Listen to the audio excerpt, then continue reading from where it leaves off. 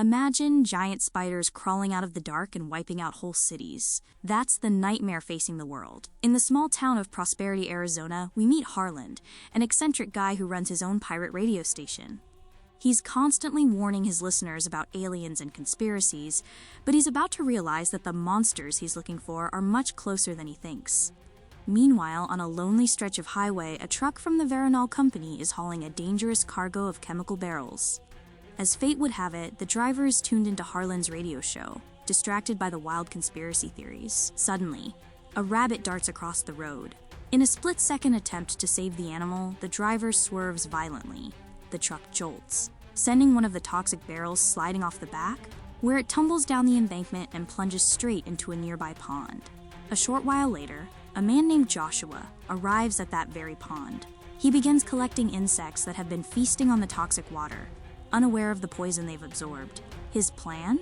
To bring them home as a special meal for his massive collection of spiders. Fast forward 1 week, and young Mike pays a visit to Joshua's exotic spider farm. Mike is a regular visitor here, captivated by the rare and strange arachnids Joshua keeps behind glass. But little do they know, the diet Joshua has been feeding them is about to trigger a terrifying transformation. Inside the farm, Mike notices something unsettling. One of the spiders has grown to an impossible size. Joshua just laughs it off, bragging that the secret lies in those nutritious crickets from the pond. He has no idea he's been serving up a toxic cocktail that's rewriting his pet's DNA. As Mike rushes off, promising to return in a week, Joshua jokes, "By then they'll be twice this big." It's a joke that's about to become a horrific reality. Once he's alone, Joshua realizes one of the terrariums is empty. He frantically searches the room, unaware that the predator has already found its prey. The spider is sitting right on his back.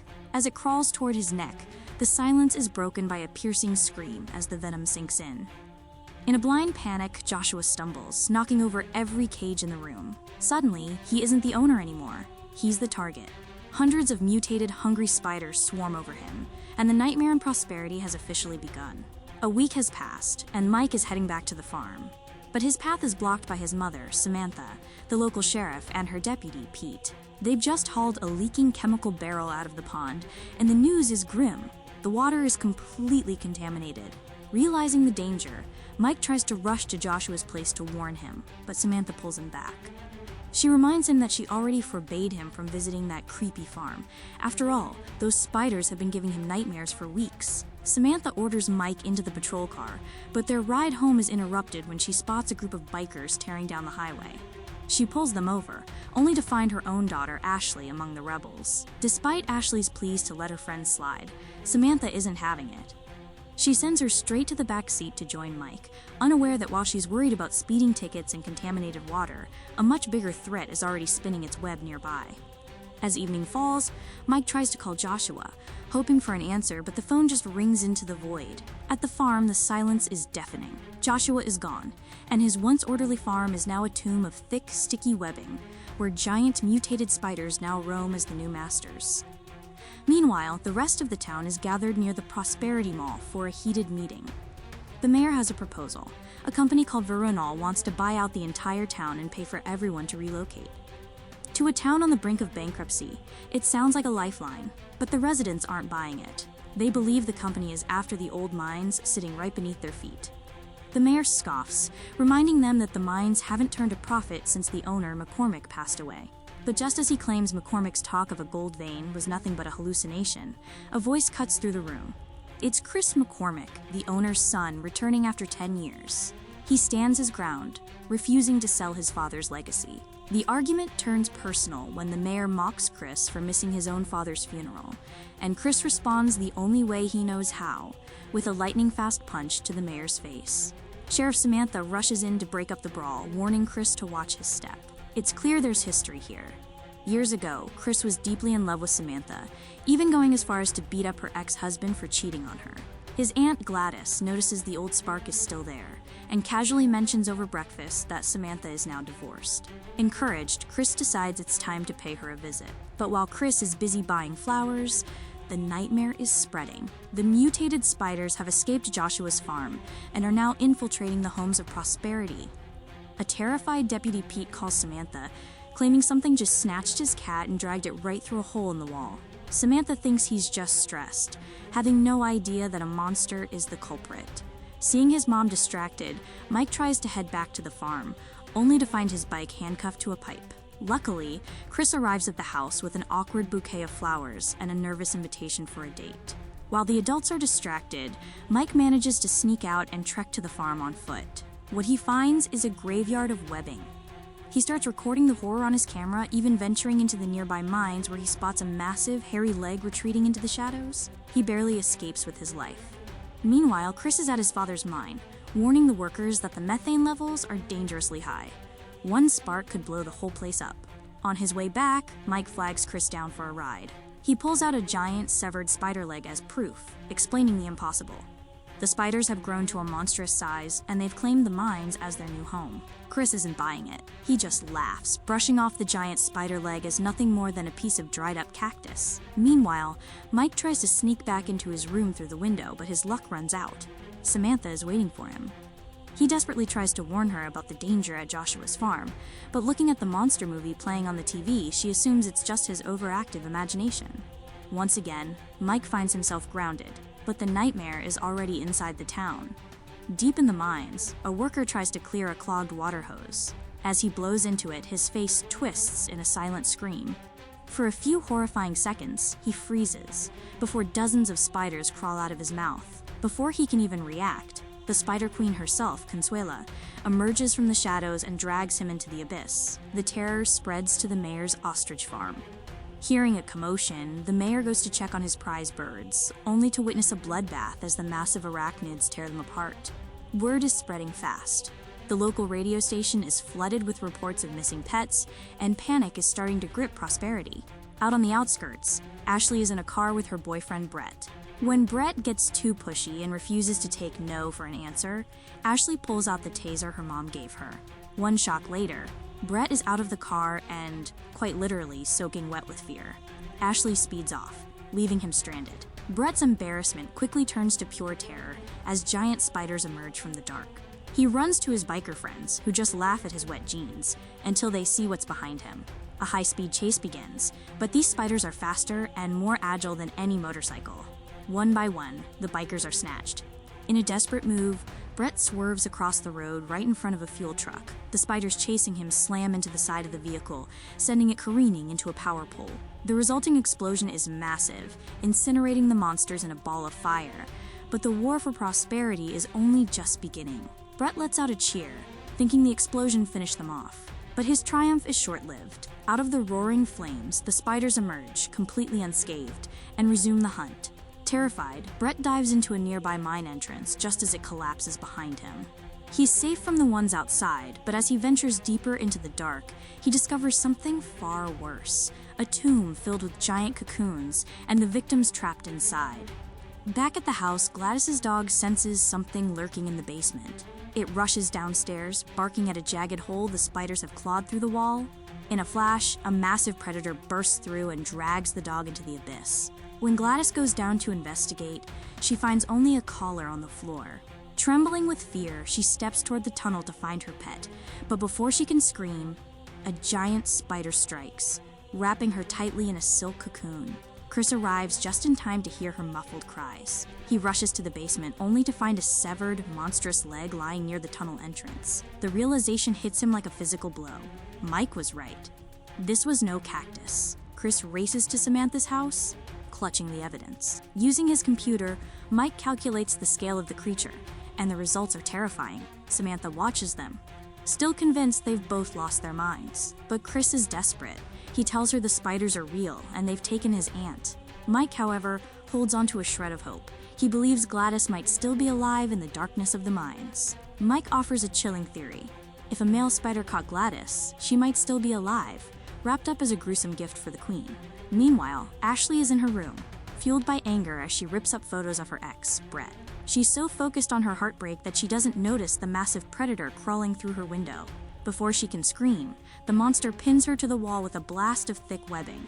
She reaches for her taser, but it's just out of range. Hearing her cries, Chris, Mike, and Samantha burst into the room. Chris tries to fight the beast with nothing but a chair and a pair of scissors, but he's quickly overpowered and cocooned. Just as things look hopeless, Samantha levels her shotgun and lets out a defiant, "Hey, Spidey!" before blowing the creature away.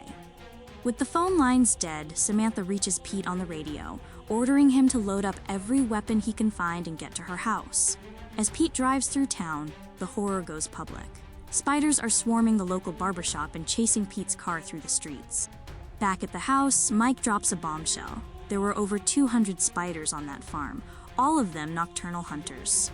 They need to warn the town, but who would listen to Harlan's, quote, conspiracy radio show now? Before they can decide, Pete skids into the driveway, his car already swarming with giant, hungry stowaways. Outside the house, it's a total war zone. Chris, Samantha, and the kids charge out, guns blazing, as they fight their way to Pete's car. They race toward Harlan's trailer, where Samantha takes over the airwaves. She issues an emergency broadcast, pleading with the townspeople to arm themselves.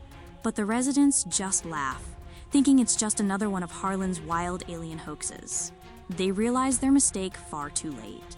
While Mike, Ashley, and Pete keep watch from the car, a massive hairy tarantula begins stalking toward the trailer.